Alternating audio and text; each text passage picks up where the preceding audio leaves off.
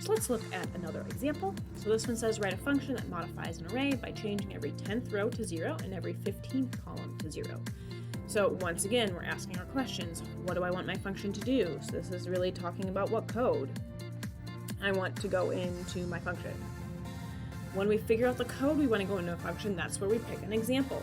So here, let's choose an arbitrary array. Let's make something bigger. We've worked with small arrays with 1 to 10 rows, 1 to 10 columns. Here we're talking about changing every 10th row and every 15th column.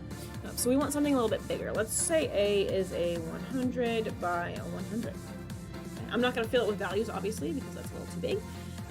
But we can arbitrarily think about, okay, if A is a 100 by 100, I want to change every 10th row to 0. So once again, asking my questions, what do I want to change? Where do I want to store something? Is it a whole variable? Is it part of a variable? Which rows? Which columns? So I'm changing A. Which rows? I'm changing every 10th row. So I just need an array. I just need to identify which rows. I want every 10th row, so that means I can start with, we aren't told where we should start with, but let's say we start with the 10th row.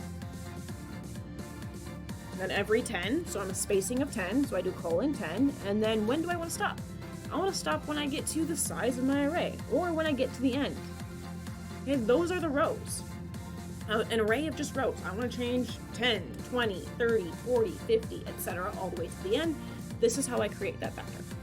And then identifying which columns.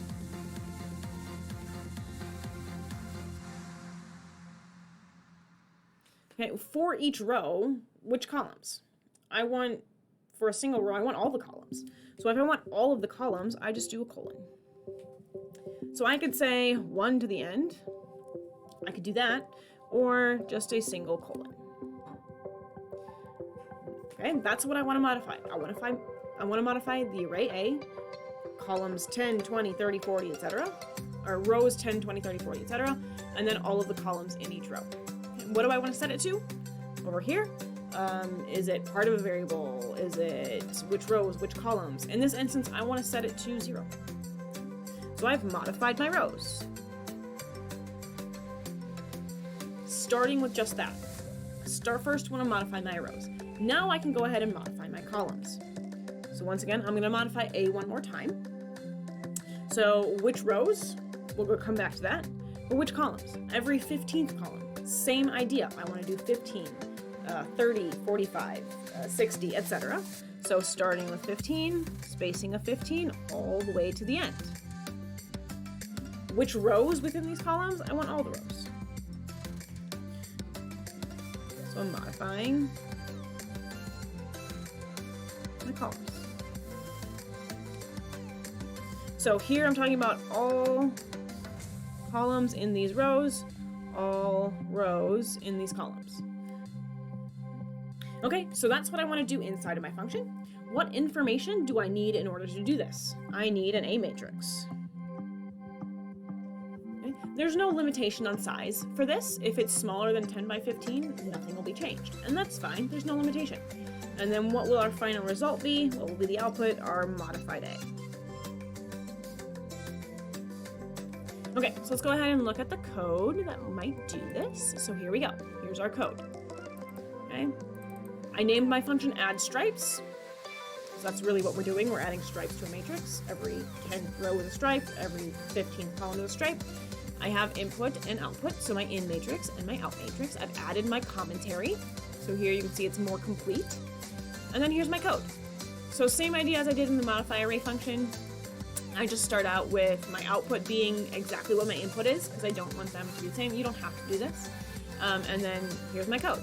So every 10th row is set to 0, and every 15th column is set to 0. So I went ahead, I've written my code, I've written my function.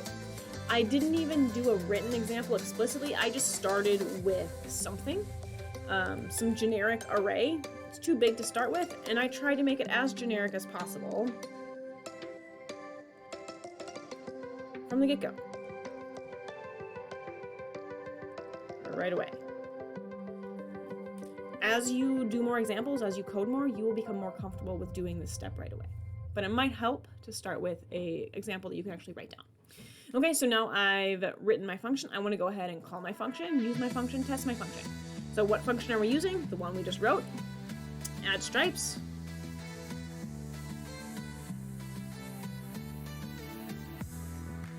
What inputs does it have? What values do I want those integers to be? Okay, I'm going to choose an array of any size.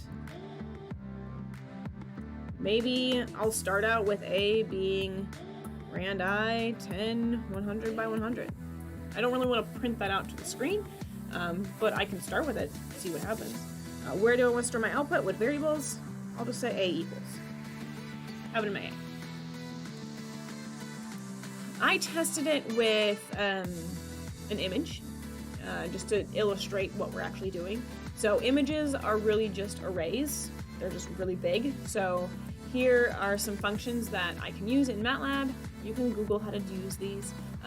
But it's reading in a picture of a flower, and it converts it to grayscale. Okay. So here you can see my array is this I value. It's 640 by 960. Okay, ignore the unit in 8. Ignore that. Okay, it's 640 by 960 values. So it's a really big array. Here I call my function, add stripes. It doesn't matter how big my I is because I go all the way to end. So every 10th row is set to 0, and every 15th column is set to 0.